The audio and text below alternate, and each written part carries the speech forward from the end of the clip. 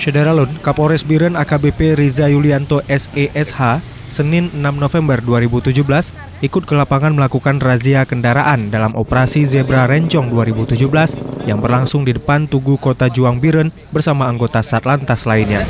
Ya pakai helm, langsung menuju kemari, sampai kemari ditilang juga, Pak. Dari pengadilan itu. Berarti nanti harus ikut sidang. Berapa nembus? Siap, kalau di bank 250. Diikuti. Karena kita sedang menggelar operasi ini.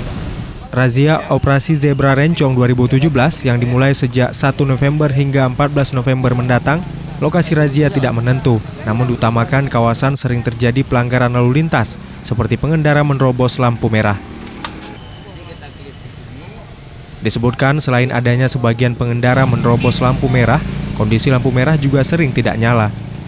Saat razia kemarin, tim dari Dinas Perhubungan Biren juga hadir ke lokasi itu menyangkut lampu merah yang padam, dan Kapolres meminta untuk segera diperbaiki.